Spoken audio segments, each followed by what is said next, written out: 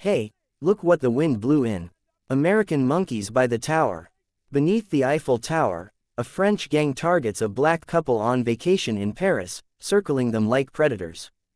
Victor Laurent, leader of Les Loups Blancs, smirks as his men brandish knives, eager to stage another act of racist humiliation. To them, Jamal Wright is just another foreign tourist too polite to fight back, and his wife Sophia just another frightened woman clutching his arm. What they don't know is that Jamal is special forces trained for moments exactly like this. When the gang strikes, Paris witnesses what happens when hate meets discipline and justice fights back. Before we go any further, comment where in the world you are watching from and make sure to subscribe, because tomorrow's story is one you don't want to miss. The afternoon sun cast long shadows across the Champ de Mars as Jamal and Sophia walked together, their fingers intertwined. The Eiffel Tower loomed above them, its iron lattice work catching the golden light. Tourists milled about taking selfies and spreading picnic blankets on the grass. Je vais, Jamal started, then stumbled over the French words. Sophia squeezed his hand and laughed softly. Your accent is still terrible after all these years. That's why I married a smart woman, he replied with a gentle smile. You can do the talking. They stopped to take photos, Sophia positioning Jamal just right so the tower framed him perfectly. The peaceful moment shattered when angry voices cut through the ambient chatter of the crowd. A group of young white men in matching white tank tops had surrounded a black street performer. Their matching outfits weren't a coincidence. This was Les Loups Blancs, the White Wolves. Jamal noticed them first, his body tensing slightly as he watched them shove the performer. Jamal, Sophia whispered, gripping his arm. Let's just walk away. But the gang had already spotted them. One of them nudged their leader, Victor Laurent, and pointed. Victor's handsome face twisted into an ugly smirk as he turned away from the performer and focused on the couple. Look what we have here, Victor called out in accented English. More American tourists who think they own Paris. His followers laughed, spreading out to block potential escape routes. Several pulled out phones, pointing their cameras at Jamal and Sophia. Your English is as bad as my French, Jamal replied evenly, though Sophia could feel the tension in his muscles. Victor's eyes narrowed. He stepped closer, his gang moving with him. We don't want your kind here, he spat, dropping any pretense of civility. The racial slurs that followed made Sophia flinch. Tourists nearby began to stare. Some pulled out their phones to record, but none stepped forward to help. Victor noticed the attention and played to his audience, spreading his arms wide. Let's show them how Paris welcomes Americans, he announced. His followers whooped in closed ranks, forming a tight circle around Jamal and Sophia. Jamal stepped forward, placing himself between the gang and his wife. His movements were measured, controlled, the calm before a storm. Sophia recognized the shift in his posture, the way his weight settled onto the balls of his feet. 20 years of special forces training hummed beneath his surface. One of the gang members lunged forward, a knife glinting in his hand. Jamal moved with frightening efficiency. He redirected the blade with a sharp movement, struck the attacker's wrist, and used the man's own momentum to throw him off balance. The knife clattered to the ground. Two more rushed him from different angles.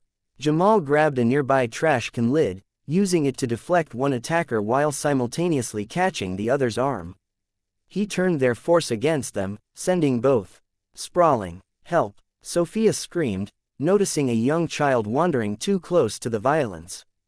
She rushed forward, pulling the little girl behind her and away from the fight. Jamal continued to move with deadly precision, each movement purposeful and restrained. He wasn't fighting to hurt. He was fighting to control, to contain. Still, the gang's numbers threatened to overwhelm him. As more closed in, the sharp wail of police sirens cut through the chaos. Captain Elise Duval appeared with two officers, their uniforms a blur of dark blue as they charged into the fray. The gang scattered like cockroaches in sudden light, but Duval moved faster than they expected. She caught Victor before he could slip away, twisting his arms behind his back. Jamal stood his ground, chest heaving slightly. A bruise was forming on his cheekbone, but his eyes remained sharp and alert. Sophia ran to him, her hands shaking as she checked him for injuries. Victor struggled against Duval's grip as she secured the handcuffs. His carefully maintained facade had cracked, revealing the hatred beneath. "This isn't over," he snarled, trying to maintain some semblance of control, even in defeat. Jamal met his gaze steadily. "No," he replied, his voice carrying across the suddenly quiet space. "It's just begun." The police lights painted the scene in alternating flashes of blue, reflecting off the Eiffel Tower that stood witness above them. Tourists murmured and pointed, their phones still recording. The setting sun had painted the sky in deep oranges and purples, a beautiful backdrop to the ugly scene below. Duval pushed Victor toward her patrol car, reading him his rights in rapid French. The other officers began taking statements from witnesses, many of whom now stepped forward. Phones extended with their recorded evidence. The police escort dropped Jamal and Sophia off at their hotel, a charming boutique property near the Latin Quarter. Inside their room, Sophia's hands trembled as she wet a washcloth in the bathroom sink. Jamal sat on the edge of the bed, his usual stoic demeanor firmly in place despite the events of the afternoon. "Let me see your sleeve," Sophia said, her voice unsteady. A streak of dried blood marked the cuff of his light blue shirt. "It's not mine," Jamal assured her. But he held still as she dabbed at the stain. Her medical training from her museum preservation work showed in her careful movements. "I know it's not yours," she replied. "That's what worries me. You could have really hurt them." Jamal caught her hand, stilling its nervous motion. "I didn't. That's what matters. It's fine. It's over." Sophia met his eyes, seeing the quiet strength there that had first drawn her to him. After 20 years of marriage, she could read the subtle signs of tension around his mouth. The way his shoulders remained squared, even in their private space. A knock at the door made them both start. Captain Duval stood in the hallway, her professional demeanor softened slightly by genuine concern. "I hope I'm not interrupting," she said in careful English. "I need your statements while the details are fresh." They invited her in. The captain pulled out a small recorder and notepad, settling into the room's single armchair, while Jamal and Sophia sat together on the bed. "Please tell me everything you remember," Duval prompted. Even small details could be important. Sophia described the initial confrontation, her historian's eye for detail, providing a clear timeline. Jamal added his observations about the gang's coordinated movements, their practiced intimidation tactics. "They've done this before," he concluded. "This wasn't random." Duval nodded, making notes. "We've had incidents, but witnesses often withdraw their complaints. Evidence disappears." Her tone suggested, this wasn't accidental. When they finished, Duval handed them her card. "Email me any videos you took or ones you see posted online. I'll make sure they go directly to the prosecutor's office." She paused, choosing her words carefully. "Some people in Paris, they have influence, but justice should be blind." After she left, Jamal ordered a bottle of wine from room service. They needed to decompress, to process. Sophia pulled out her journal, a habit from her academic days that helped her organize her thoughts. "History repeats when it's allowed to," she wrote, speaking the words aloud. "We document to prevent that repetition." Jamal poured the wine, handed her a glass. "To documentation," he said with a slight smile. The peaceful moment shattered when both their phones buzzed simultaneously. A notification from a local news site.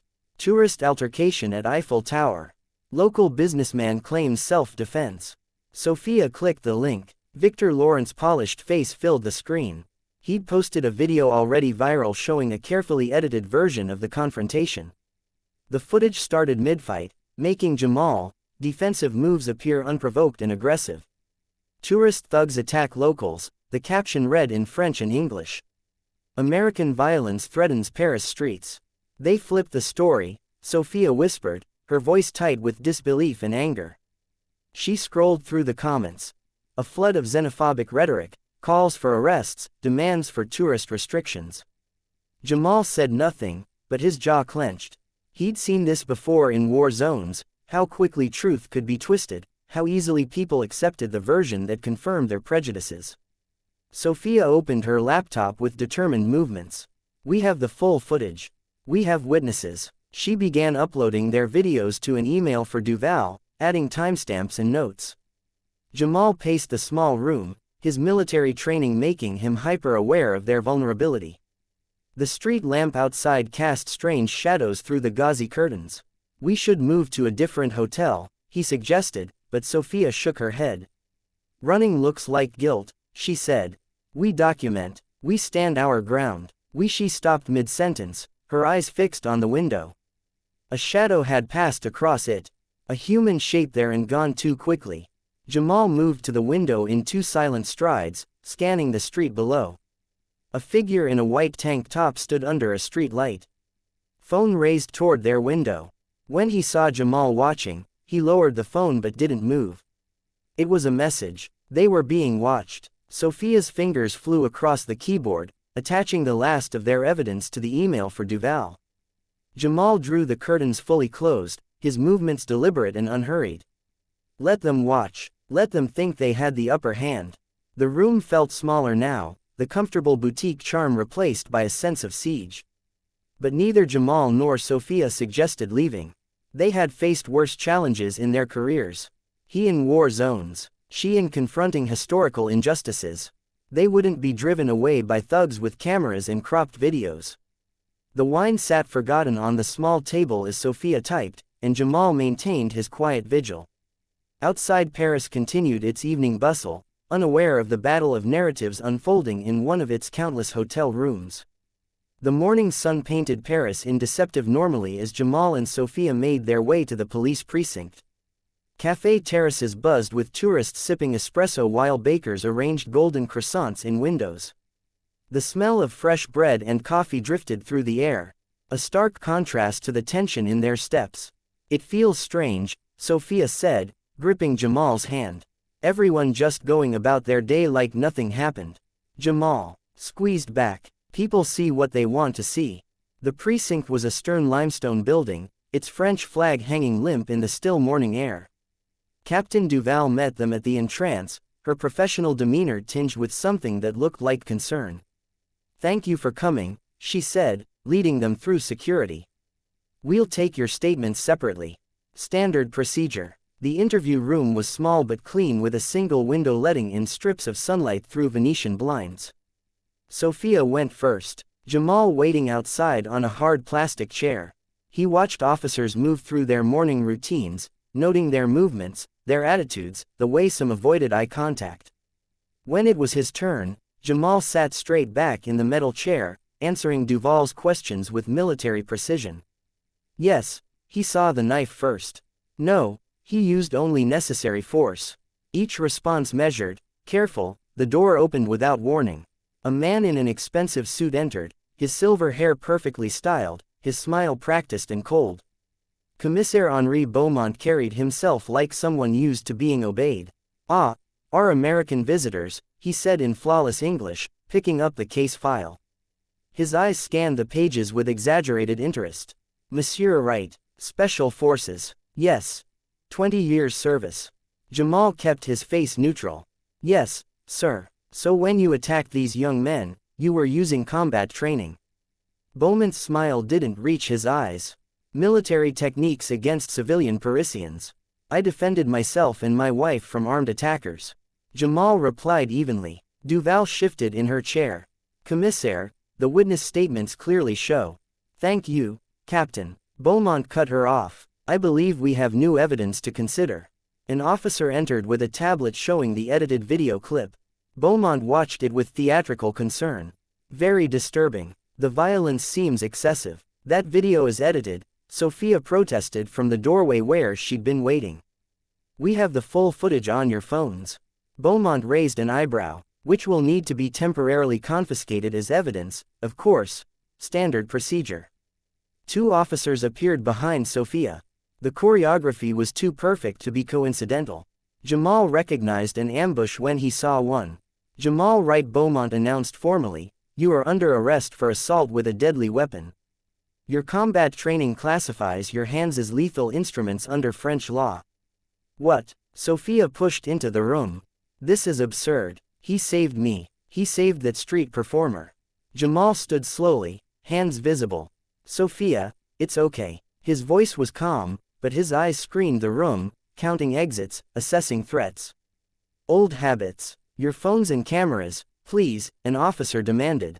All electronic devices. Sophia clutched her phone. Our evidence is on here. The real video will be carefully preserved, Beaumont assured her with that empty smile. We are very thorough. Jamal caught Duval's eye as they took his phone. The captain's face was carefully blanked, but her fingers tapped silently against her leg. A rhythm he recognized as Morse code. Wait, they cuffed him with mechanical efficiency. Sophia's voice rose in anger and fear. This is harassment. I'm calling the embassy. Of course, Beaumont said smoothly. As soon as we process your devices, you can make all the calls you wish. Jamal kept his breathing steady as they led him toward the holding cells. He heard Sophia's protests fade behind him, heard her demand to know where they were taking him. The corridor stretched long and institutional, fluorescent lights humming overhead. Beaumont stepped close to one of the escorting officers, his whisper meant to be heard. Make sure the American learns French hospitality. Jamal, face remained impassive, but his mind raced through scenarios, contingencies, angles of approach. Not for escape, he wouldn't give them that satisfaction, but for endurance, for justice. He'd been in worse places, faced worse odds. The cell door clanged shut with deliberate finality. Through the small window, he could see Beaumont's satisfied smirk as the commissaire turned away, no doubt heading back to deal with Sophia. Jamal sat on the narrow bunk, back straight, hands relaxed on his knees. He looked like a man at peace. But beneath that calm exterior, his tactical mind was already mapping the battlefield, not of violence, but of truth. They'd made one crucial mistake. They thought they were caging a soldier. They hadn't realized they were trapping themselves with a strategist. Through the cell window, he could see a slice of Parisian sky, blue and indifferent. Somewhere out there, Sophia would be planning, documenting, refusing to be silenced. And Duval's tapped message played in his mind. Wait, sometimes he knew victory came not from fighting, but from letting the enemy think they'd won. The concrete cell smelled of bleach and despair. Jamal sat perfectly still on the thin mattress, his back straight against the wall, eyes closed but mind alert. He counted the rhythmic rattles from the ventilation system overhead. 1, 2, 3, a meditation in monotony that kept his thoughts sharp. A young guard passed by, radio crackling at his hip. Hey, terrorist noir, he sneered through the bars. Comfortable. Jamal didn't flinch, didn't open his eyes. The guard's footsteps faded down the corridor, replaced by the steady count of vent rattles. 4, 5, 6. His thoughts drifted to Afghanistan, to lessons learned in combat that most wouldn't understand. How silence could be deadlier than any weapon. How patience could break an enemy faster than force. Staff Sergeant Jamal Wright had taught his unit that the quiet ones were always the most dangerous. Not because they planned violence, but because they planned. 789. The cell was 8 feet by 10 feet. One window barred facing east. Single door with 2 hinges. Standard lock. Camera in the corner with a red light that blinked every 4 seconds. He had mapped every detail without seeming to look, just as he'd been trained. Down the hall, voices echoed. Le May Iravu. The American woman is back. Sophia. His jaw tightened slightly, but his breathing remained steady. 101112. In the precinct lobby, Sophia stood at the front desk, her historian's composure cracking under frustration. I demand to speak with someone from the U.S. Embassy. It's my right as an American citizen. The desk sergeant barely looked up from his computer. The embassy has been notified. They will contact you when Sophia's voice rose. When you've finished destroying our evidence. When you've buried the truth about what really happened.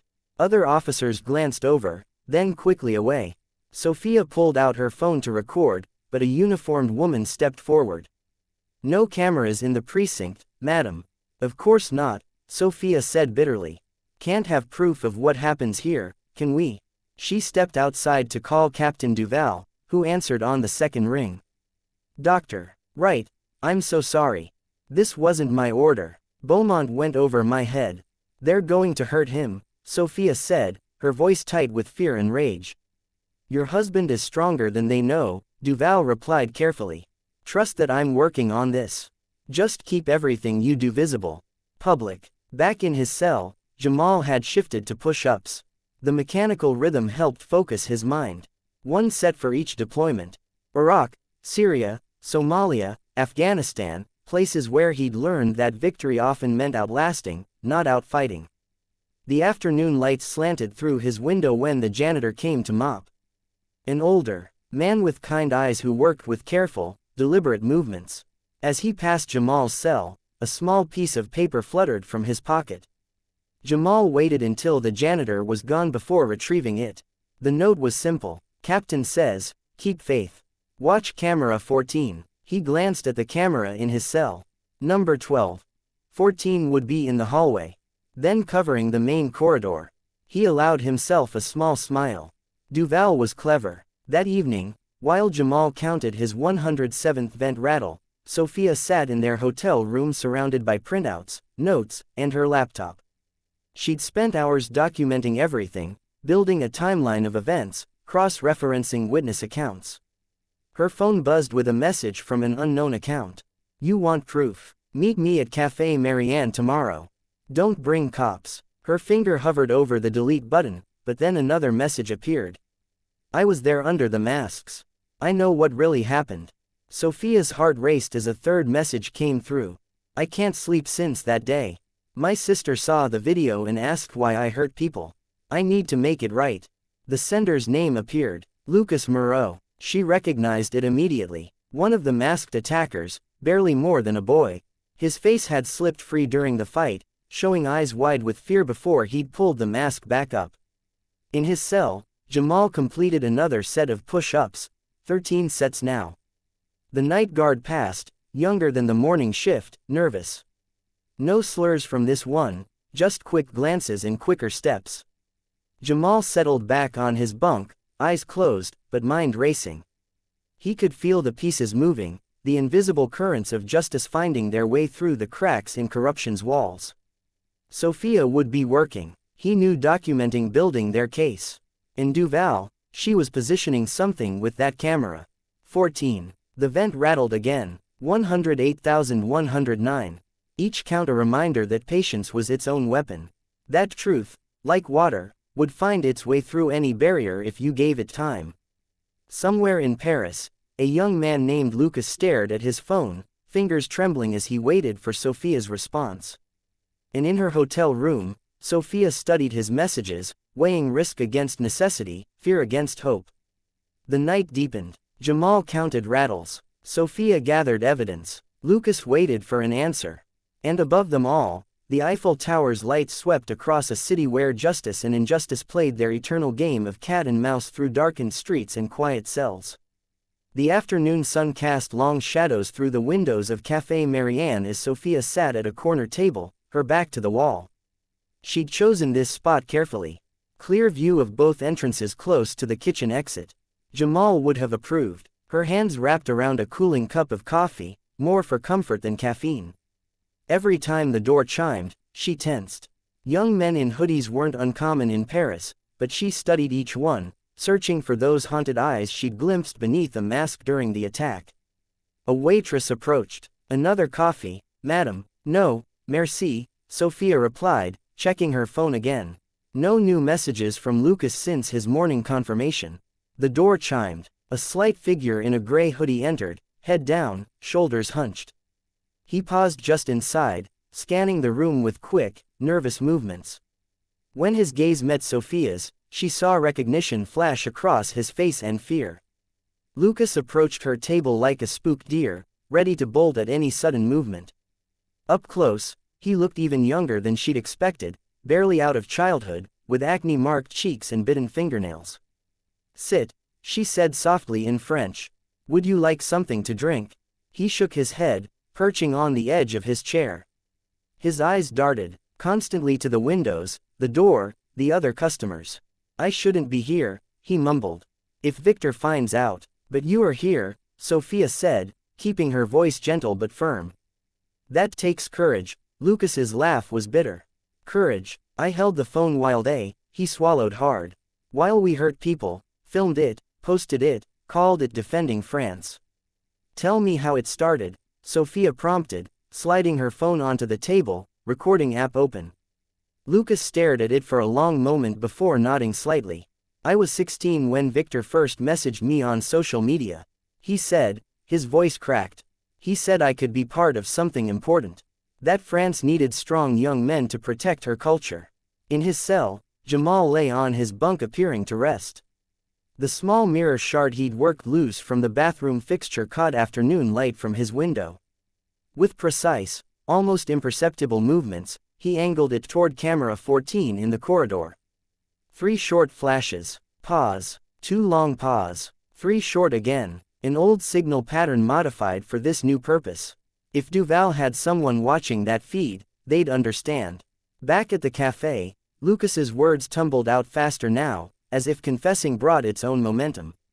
At first, it was just meetings, talks about French pride, about protecting our neighborhoods.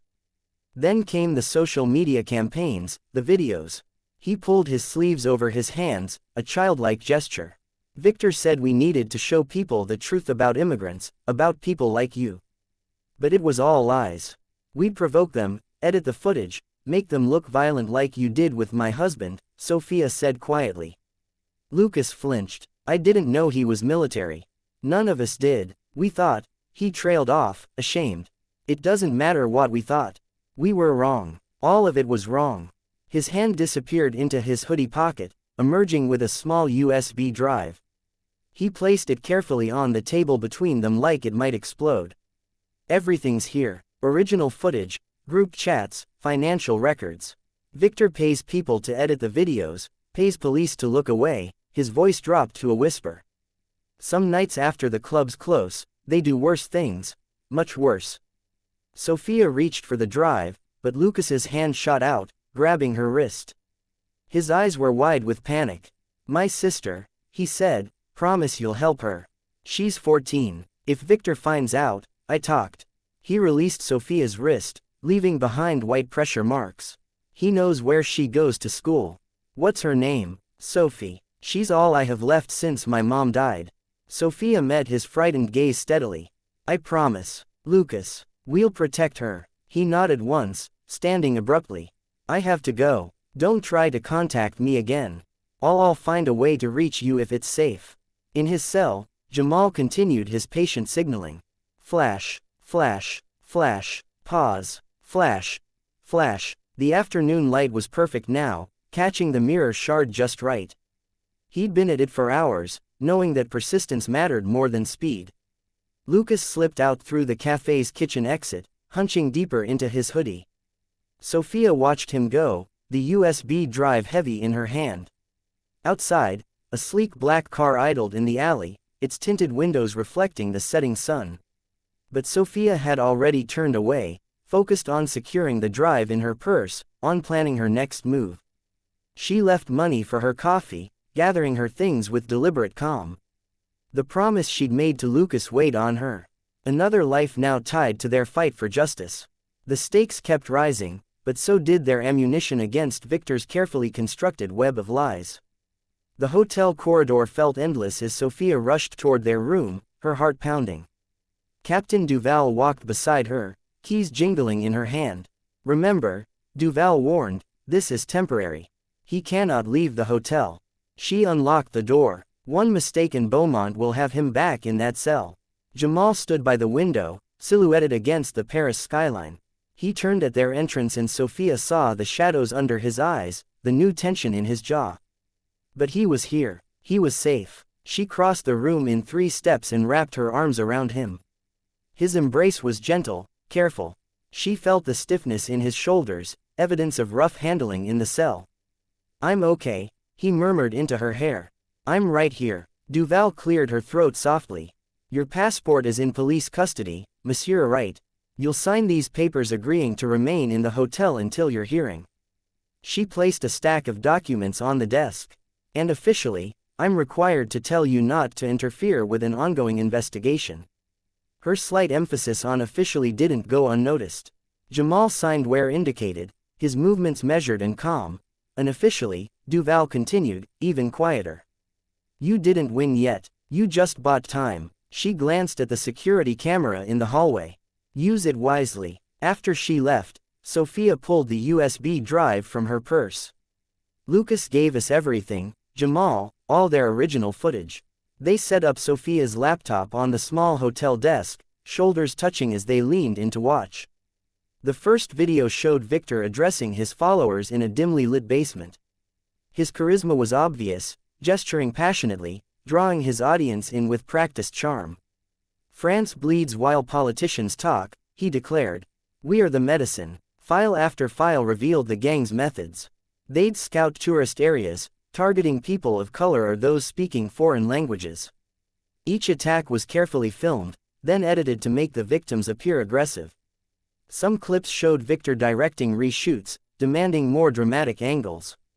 Stop, Jamal said after an hour, rubbing his eyes. We need to organize this systematically. Sophia nodded, already creating folders on her desktop. Attacks, financial records, communications. Her historian's training took over, cataloging evidence with precise attention to detail.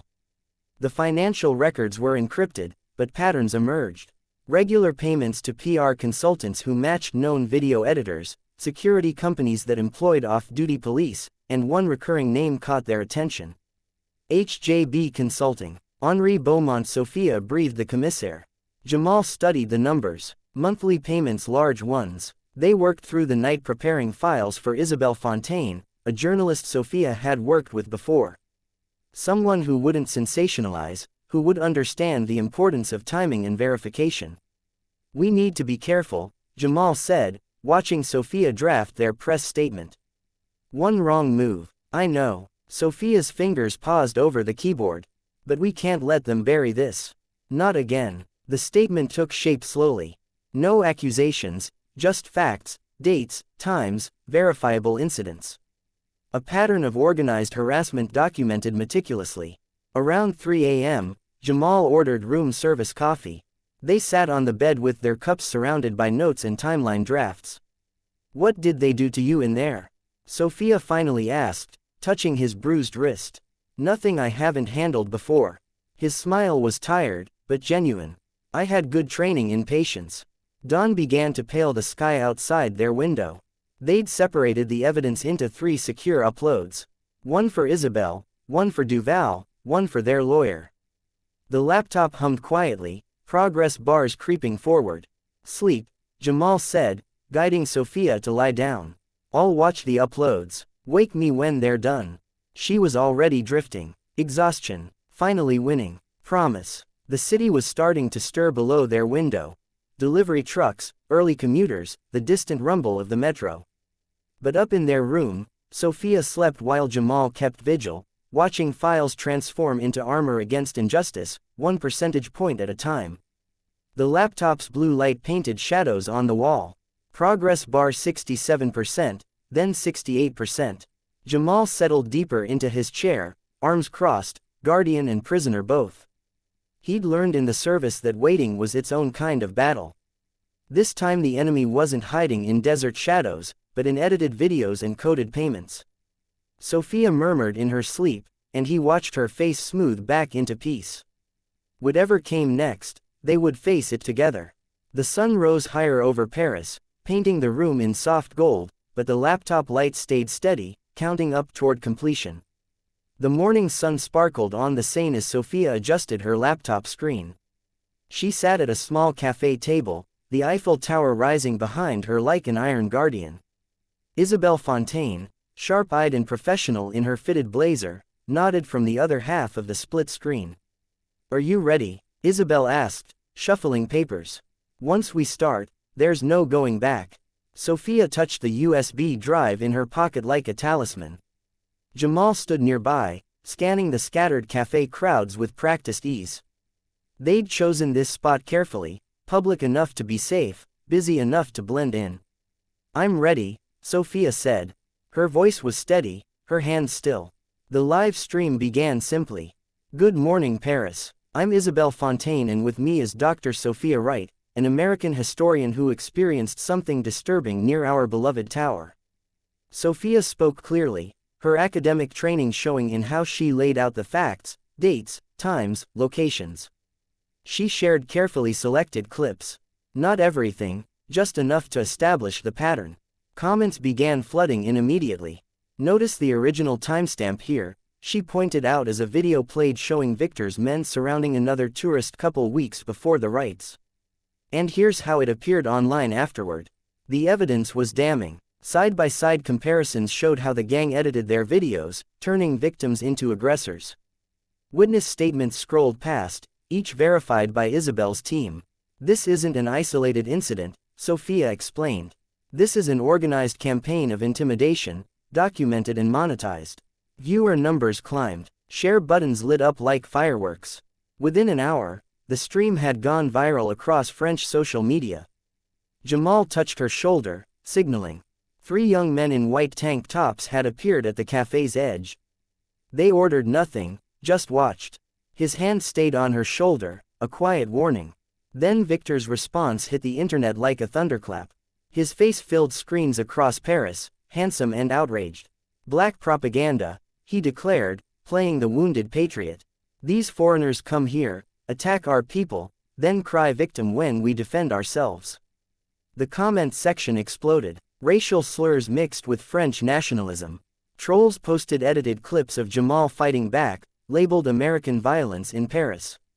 Sophia kept her composure, but her knuckles whitened around her coffee cup. Notice how he doesn't address the evidence, she said to Isabel, only attacks the messenger. Her phone buzzed. Captain Duval, be careful, the wolves are cornered. Most dangerous time. Jamal moved closer, his military training evident in how he positioned himself. Throughout the morning, he'd been teaching Sophia small things. How to spot surveillance, how to move through crowds safely, how to always know your exits. Watch people's hands, he'd explained earlier. Hands hurt you, not faces, and trust your gut. Fear exists for a reason. Now, he scanned the growing cafe crowd with practiced ease. Time to move, he murmured. The 3 young men had been joined by others, all wearing white tanks despite the morning chill. They packed up smoothly, Isabel promising to continue the coverage. As they walked, Jamal guided Sophia with subtle touches. 4 o'clock, he'd whisper. Check your 6. Wide angle now. Her phone lit up again.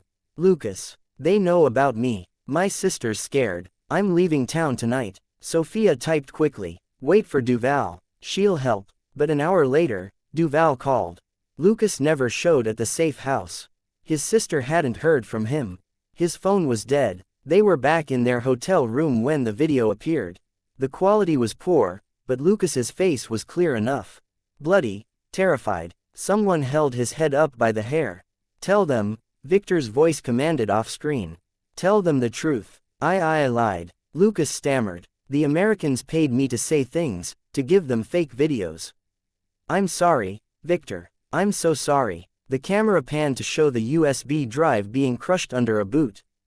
Jamal's fist hit the wall before Sophia could stop him.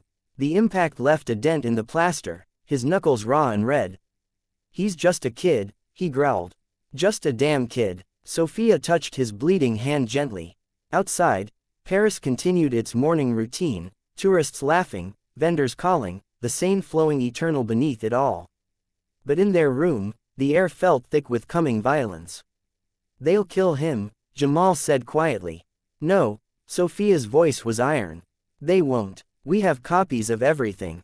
And now we have this, too. She held up her phone, already recording the forced confession video. One more piece of proof, she started typing again, her fingers flying over the keys. To Duval, to Isabel, to every contact they'd made. The story wasn't over, it was just beginning to burn. The days melted together in their hotel room like watercolors in rain. Sophia's laptop hummed constantly, transferring files to secure servers Duval had arranged. Jamal kept watch by the window, noting every white tank top that passed below.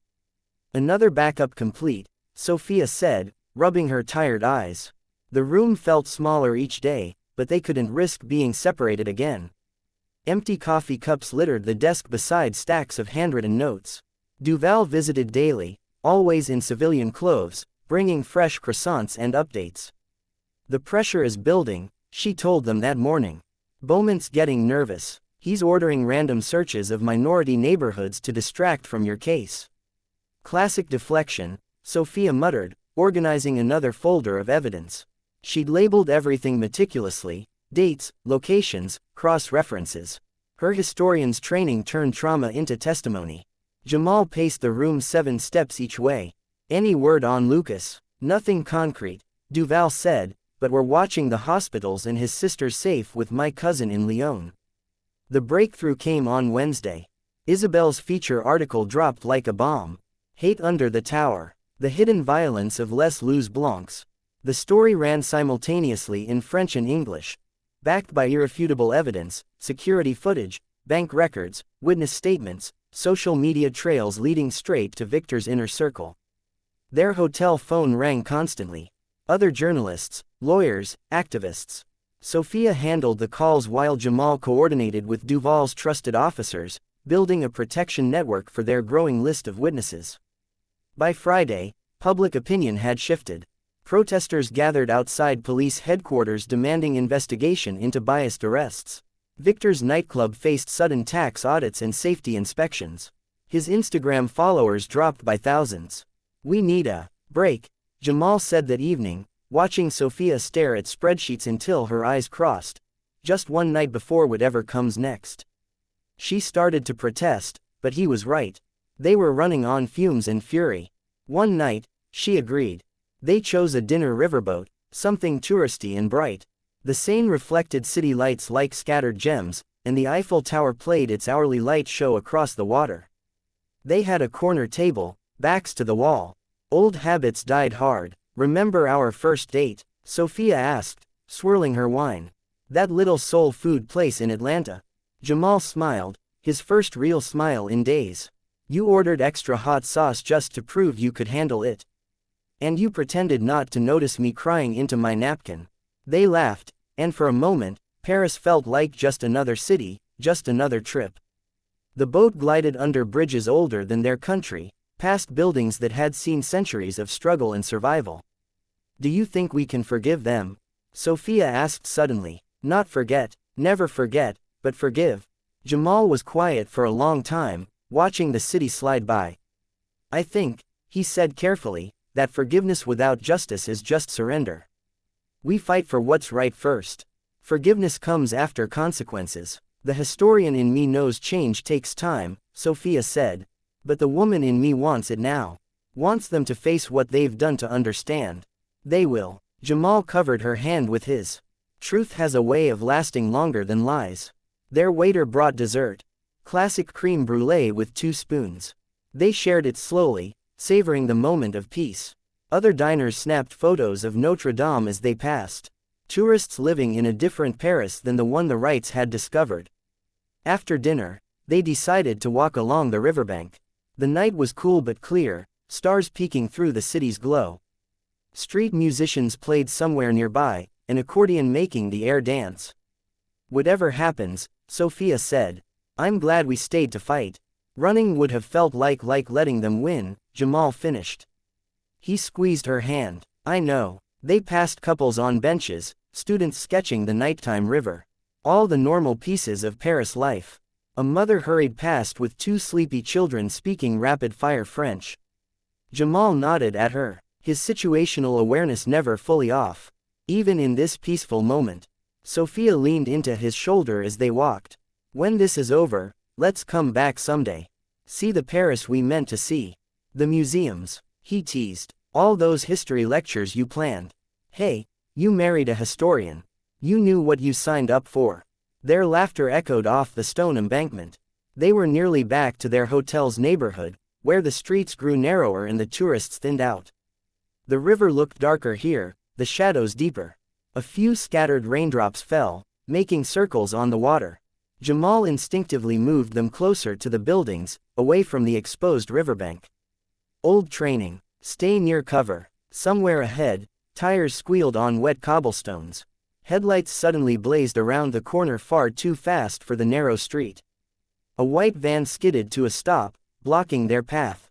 The side door slammed open. Dark figures poured out, faces hidden behind familiar masks. The white wolves had returned. The van's headlights turned the rain into blinding sheets. Jamal, muscles tensed as he recognized the white masks emerging from the shadows. 6 men, 8 more spreading out to cut off escape routes. Behind me, he ordered Sophia, but she was already moving. Years of marriage had taught her to read his tone. They backed away slowly, his body angled to shield her. Steel glinted in the street lights. The first knife came fast and low, aimed at Jamal's gut. He twisted, shoving Sophia toward the nearest parked car, but wasn't quite quick enough. The blade sliced through his jacket sleeve, drawing a hot line of pain across his bicep. "Get down," he shouted, ducking behind the car's hood as another attacker lunged.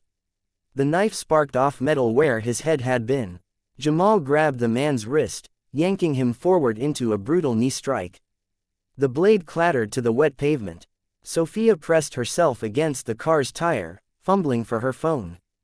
"Police." She started to dial, but a boot kicked it from her hand. It skittered under the vehicle. Jamal was pure focused violence now. He caught the next attacker's knife arm twisted until something popped and used the man's momentum to flip him onto the van's hood. The impact dented metal. Another wolf charged. Jamal caught him in a headlock, using him as a human shield against 2 more advancing blades. "The bag," someone shouted in French. "Get the woman's bag." Rough hands grabbed at Sophia's shoulder strap. She held on, knowing what the drives contained, but a punch to her ribs made her gasp and lose her grip. Her laptop bag disappeared into the crowd of masks. "No." She lunged after it, but Jamal pulled her back as another knife slashed through the space she would have occupied. Slow footsteps approached through the chaos. The masks parted, and Victor Laurent emerged, elegant in a tailored coat that seemed to repel the rain. He held Sophia's bag like a trophy. "A historian should know," he said, his accent precise and mocking. "That some stories are better left untold." He reached into the bag, removing her phone and external drives. With theatrical flourish, he smashed the phone against the ground, then dropped the drives and crushed them under his heel. "Say hello to your history, madam." Sophia's throat tightened. Weeks of evidence, testimonies, lives laid bare, ground into the wet street. Jamal tensed beside her, calculating odds, but there were too many. They had planned this well. Sirens wailed in the distance. Victor's smile widened. "Right on schedule," he gestured, and his men melted back into the van. The engine roared to life. "This isn't over," Jamal growled, still protecting Sophia with his body.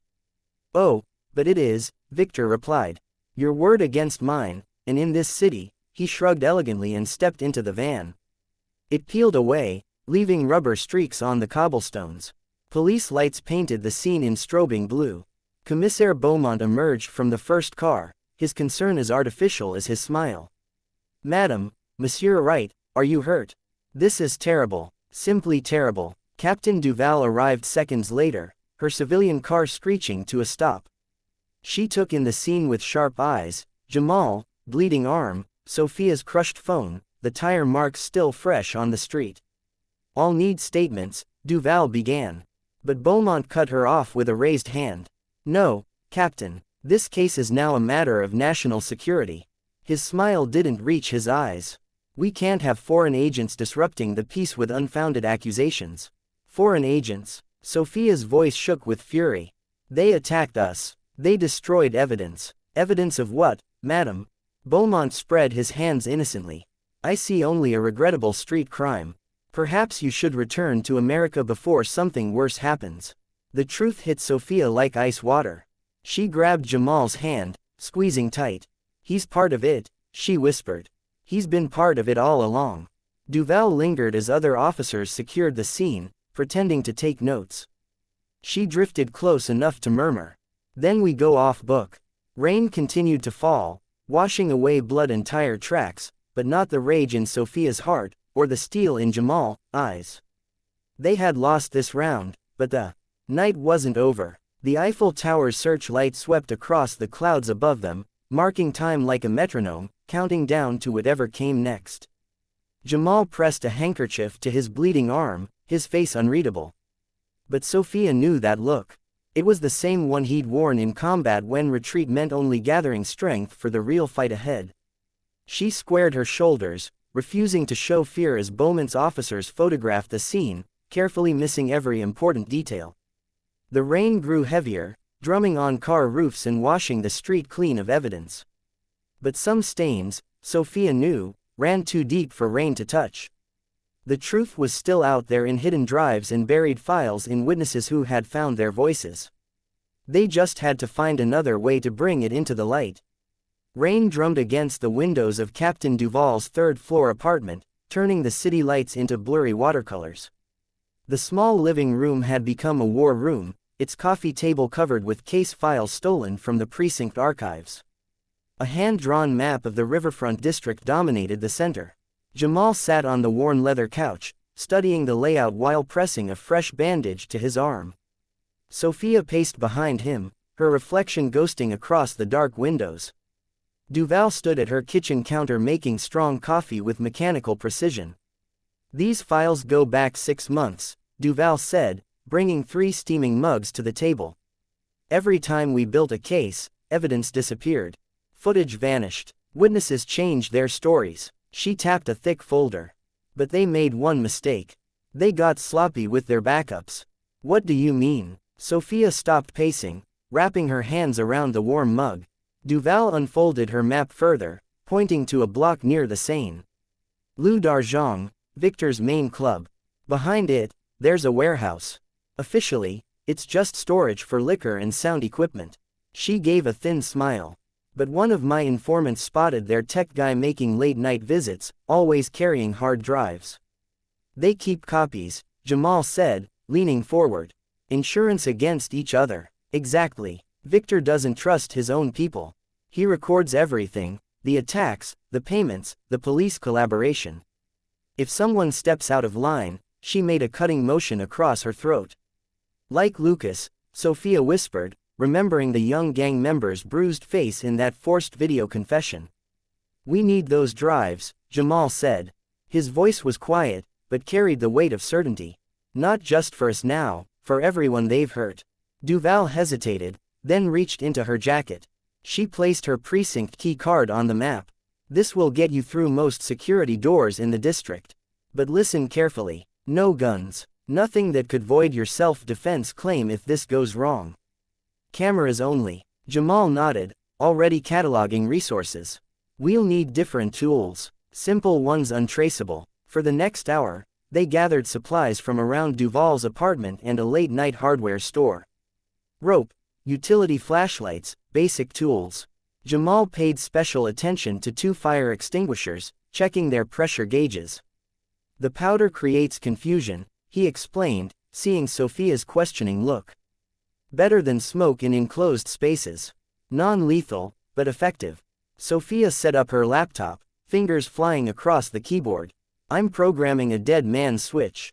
If we don't return to manually stop it by dawn, everything we know goes public to journalists, human rights organizations, even Interpol." "Smart," Duval approved, "but be careful with the timing. Dawn patrol changes shifts at 5:30. That's your window." Jamal laid out their improvised gear on the coffee table, organizing it with military precision. Zip ties, work gloves, a small medical kit, everything chosen to subdue without permanent harm. He'd learned long ago that true strength meant knowing when not to use it. "The warehouse has 3 exits, Duval continued, tracing routes on her map. "Main loading dock faces the river. Side door to the alley. Emergency exit to the club's back lot. Security cameras on all of them, but they're basic systems, more for show than serious surveillance." "Guards?" Jamal asked, testing the strength of a length of rope. 2 regular night watchmen plus whoever Victor has watching his insurance policy." She shrugged. "After tonight's attack, he might have more." Sophia stopped typing and looked up.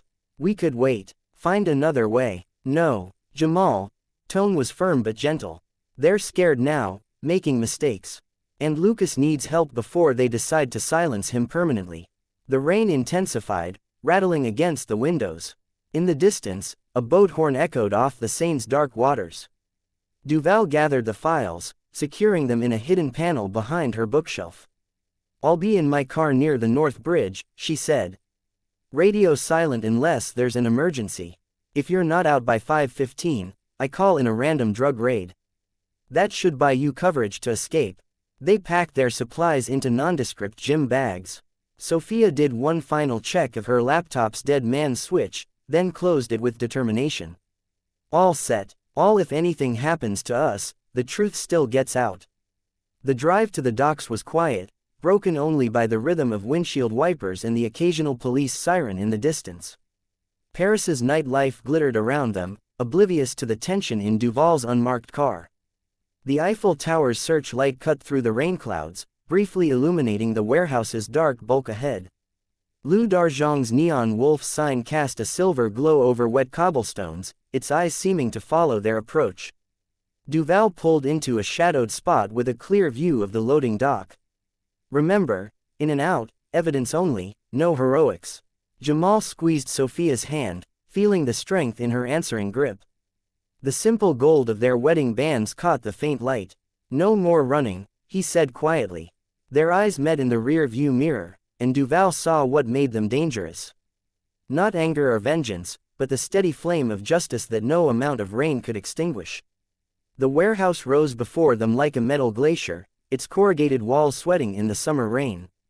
Security lights cast angular shadows across loading bays and dumpsters while distant music from Lou d'Argent throbbed through the walls. Jamal pressed against the wet brick, scanning the perimeter with practiced eyes. Sophia stayed close behind him, both gym bags slung across her shoulder. Her heart hammered, but her hands remained steady. Years of research in hostile archives had taught her how to channel fear into focus. Jamal held up 3 fingers, then pointed to a side door partially hidden behind a stack of empty kegs. A security camera hung above it, its red light blinking lazily.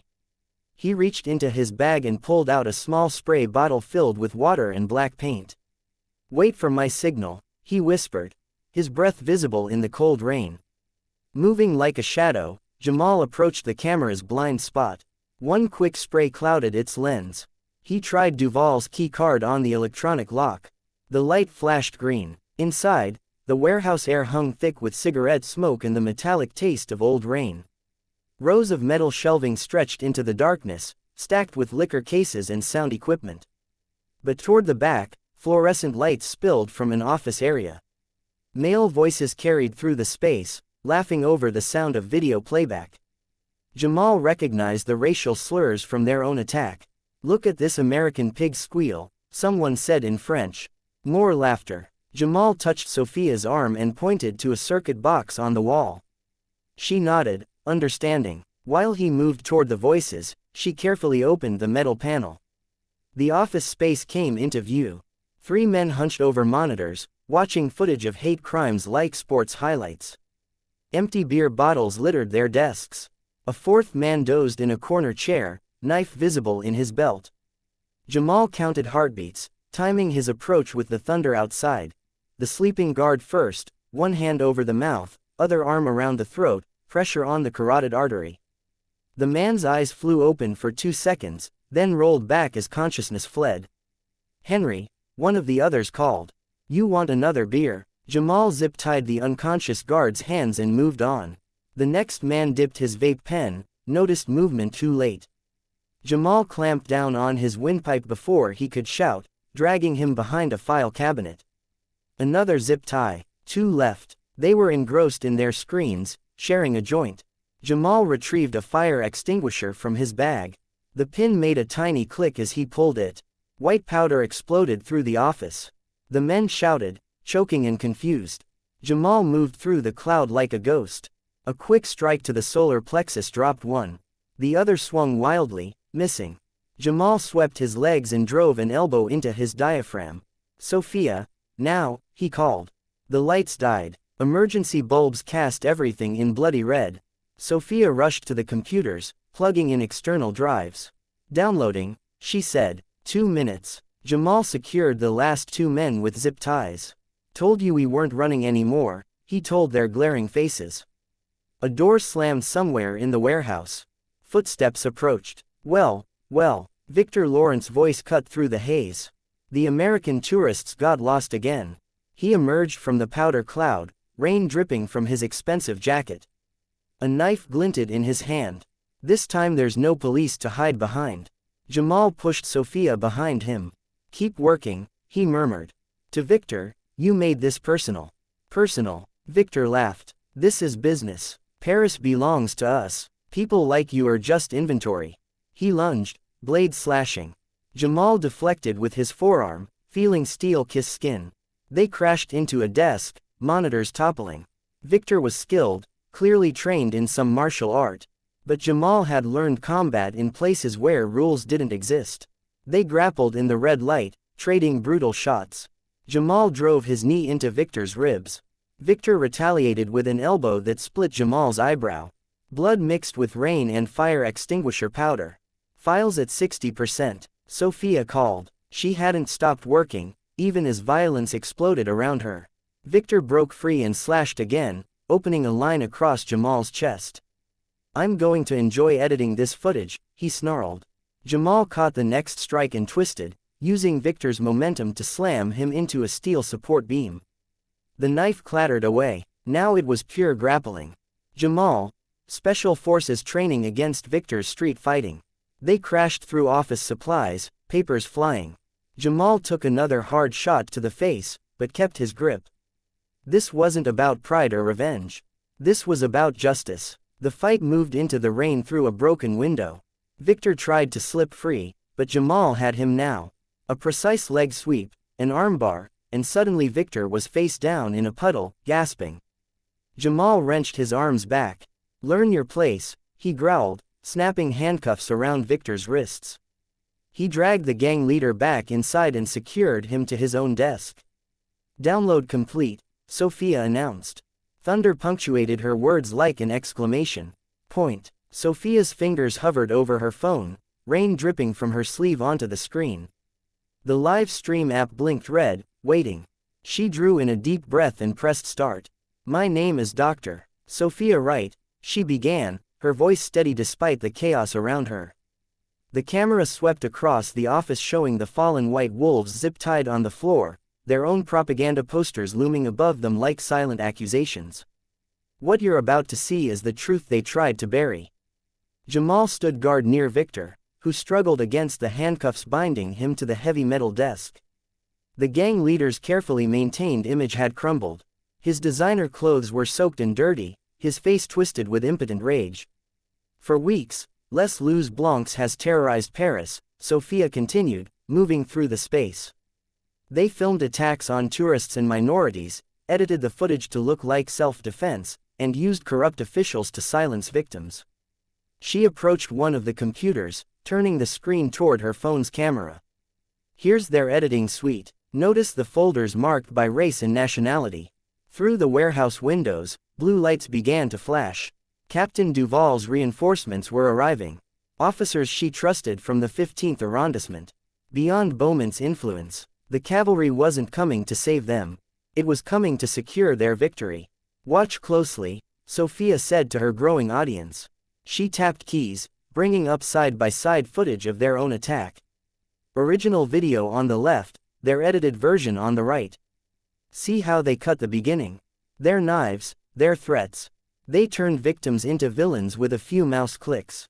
The view count ticker in the corner of her screen began to climb.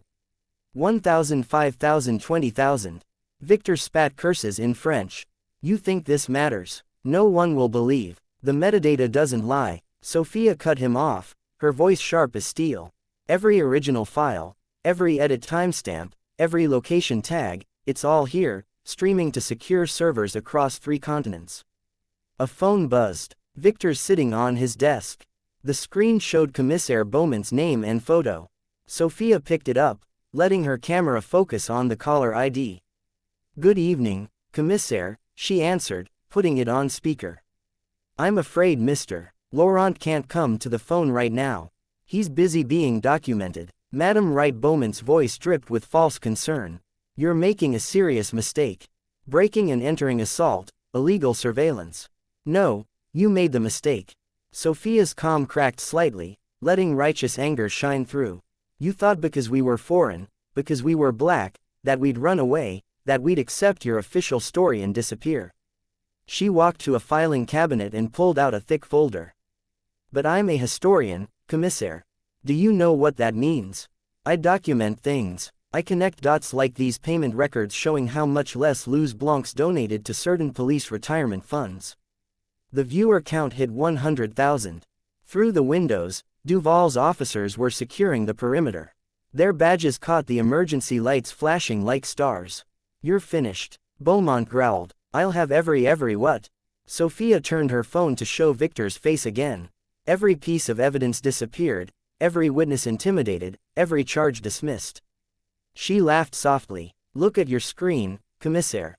Look at how many people are watching right now. You can't edit this away. The sound of boots on metal stairs. Duval's team entering. They moved with professional precision, documenting everything with their own cameras. No detail would escape. No evidence could vanish. This isn't just about one attack, Sophia told her audience, which had swelled past 250,000.